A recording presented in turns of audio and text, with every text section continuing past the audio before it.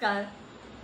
कथासागरमध्ये सगळ्यांचं स्वागत. आज महाराष्ट्र दिन 1 मे आणि म्हणून महाराष्ट्र दिनाच्या निमित्ताने महाराष्ट्राच्या वृक्षाची ओळख जारूल. अगदी बरोबर. शाळेत पाठशाळेमध्ये आपण याच्यात गेलेलं असतं नाही का, महाराष्ट्राचा राज्यवृक्ष, राज्यपक्षी कोणता, प्राणी कोणता, तेव्हा जारूल. पण जारूल बघायला मिळणं पहिल्यांदा तो जंगलात वाढायचा. आता मात्र त्याचं सौंदर्याची खाण असलेला हा वृक्ष, त्याला काय काय म्हटलंय बघा. Pride of India, queen's flower, शाही राणी फुलं, क्रेप असा हा उंच, डेरेदार, भरपूर छाया देणारा आणि सगळ्यात सुंदर अशा प्रकारची फुलं असणारा हा जारूल किंवा तामण.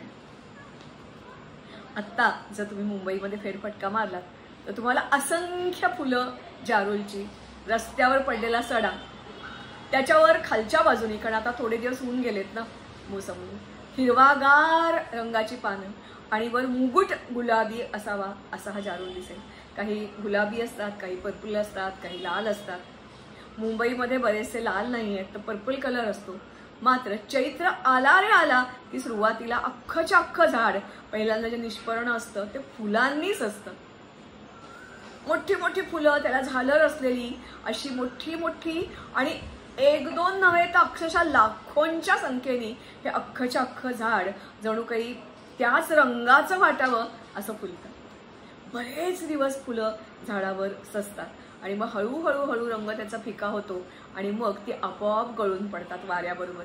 जर तुम्ही कधी झाडाखालून गेलात तर असं वाटतं की आपल्याला झाड जणू काही आपल्यावर आशीर्वादाचं पखरण करते, ती फुलं टाकते, अशी 1-2 तरी अंगावर फुलं पडतातच आणि खूप छान वाटतं. थंड वृक्ष देणारा, छाया देणारा असा हा जारूल. महाराष्ट्रामध्ये म्हणजेच मुंबईमध्ये खास करून याची खूप आजकाल लागवड केली गेली.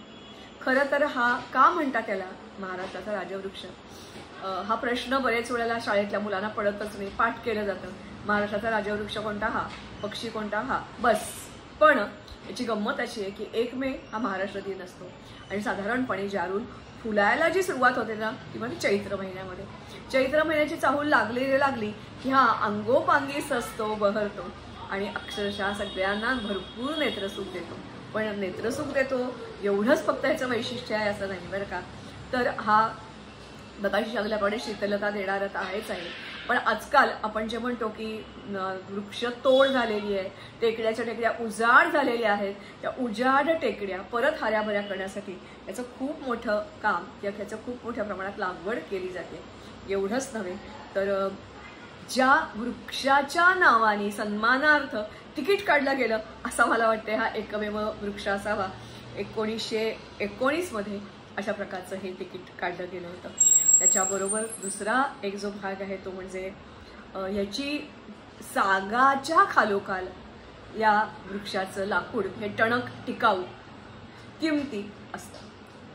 सरळच्या सरळ उंच वाढणारा हा वृक्ष आणि सुरुवातीला याची साल असते हिरवट, ती करडी होत जाते, भेगाळते, गळूनही पडते. मात्र या सालीला अतिशय छान पॉलिश करता येतं.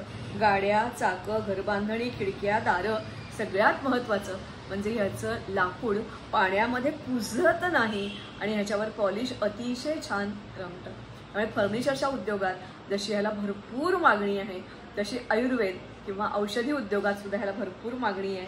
कारण हा राज्यवृक्ष आहे, उगाचच नाही ना त्याला राज्यवृक्षाचा मान दिला गेला. युनानी आणि आयुर्वेद दोन्हीमध्ये ह्याचं वर्णन केलं जातं. उत्योजक, तापू, संकोचक, विरेचक आणि कामिंडी.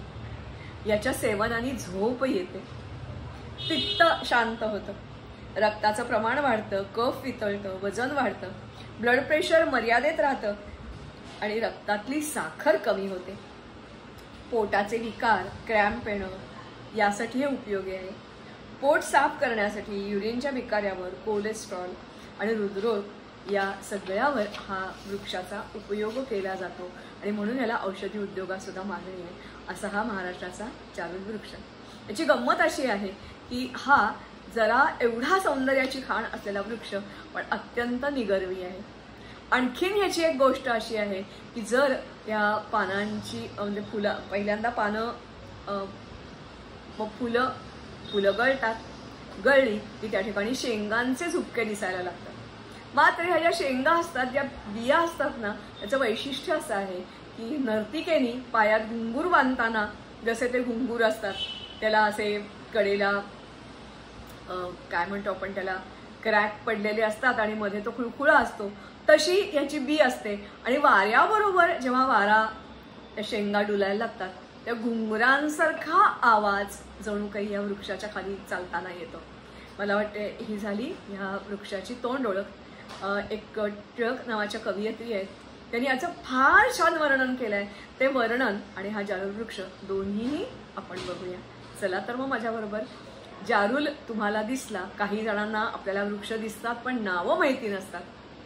आता मात्र तुम्ही नक्की ओळखाल की ही गुलाबी रंगाची किंवा लाल रंगाची, जांभळ्या रंगाची, मध्ये पिवळा तुरा असलेली, ज्याच्या भोवती भरपूर भुंगे, फुलपाखरं, कीटक रुंजी घालतायत असं झाड, प्रचंड छाया देणारं, उंच सरळ वाढणारं आणि त्याच्या सगळ्या ज्या काही फांद्या असतात त्याच्या गोलाकार पसरलेल्या, ते झाड म्हणजे जारूल, महाराष्ट्राच्या राकट देशाचं सौंदर्य खाणी असं वृक्ष. चला तर मग आधी झलक बघूया, मग पुढे जाऊया. जारूल म्हणजेच मराठीमध्ये ताम्हण, त्याच्यावर केलेली वृंदा टिळक यांची ही कविता. पाच पोपटी पर्ण पसारा, पाच पोपटी पर्ण पसारा, हलके हलके हिरवा झाला. अंजिर कांती, अंजिर कांती झुपक्या मधुनी, कळ्या सांगती यौवन गाणी, कळ्या सांगती यौवन गाणी. जांभळलेली झालर नवेली, वसंत वैभव मिरवित आली, वसंत वैभव मिरवित आली. पीत सुवर्ण गाभ्यामधली, आनंद भरी कारंजी उडली, आनंद भरी कारंजी उडली. मृदू मुलायम तुरे फुलांचे, अंगोपांगी बहरून आले, मृदू मुलायम फुले पुरे फुलांचे, अंगोपांगी बहरून आले. राज्य फुलते महाराष्ट्राचे, राजवैभवे मार्गही सजले. अनित्य जीवन, अनित्य जीवन क्षणक्षण सुंदर, जगून होता विरली झालर, विरली झालर. धरले फळ, धरले फळ घुंगूर भासे, वाऱ्या संगे छनछन वाजे, वाऱ्या संगे छनछन वाजे. असं हे घुंगरासारखं दिसणारं जारूल म्हणजेच तांबडाचं फळ. या निगर्वी अशा प्रकारच्या झाडाच्या ह्या बिया अर्थातच ह्या खालती पडतात, वाऱ्याबरोबर जिकडे तिकडे उडतात आणि जिथे कुठे पोषक वातावरण असेल ना तिथे या बिचाऱ्या रुजतात अगदी विना संकोच. आणि म्हणूनच टेकड्यांवर ह्या मुद्दामून लावल्या जात आहेत. मी म्हटलं तसं लांबच्या लांब असं हे छाटलेलं हे झाड आहे, भरपूर किंमत मिळवून देणारं असं हे झाड जारूल. चला तर मग वाट कोणाची बघताय? तुमच्या आसपास अशी एखादी रिकामी जागा असेल, टेकडी असेल. आजकाल खूप ठिकाणी अशा प्रकारे ज्या उजाड टेकड्यांवर वृक्षारोपण करण्याचं काम अनेक लोक करतायत, गटागटांनी करतायत. याच्याशिवाय परवा मी एक अतिशय छान आणि गंमतशीर अशा प्रकारच्या भिशीची माहिती ऐकली, वृक्षांची भिशी. तेव्हा तुमच्याही परिसरात असं सुरू करा. काय असतं ना की फॉलोअर खूप असतात हो, लीडर कमी असतात. तुम्ही लीडर बना, कारण हा महाराष्ट्र कणखर देश, भारत राखणारा किंवा भारताच्या मध्ये एकमेव राष्ट्र असं नाव असलेला हा महाराष्ट्र, त्याचं हे राज्यवृक्ष. आणि म्हणून याचा प्रचार आणि प्रसार करणं हे आपलं मराठी माणसाचं काम आहे.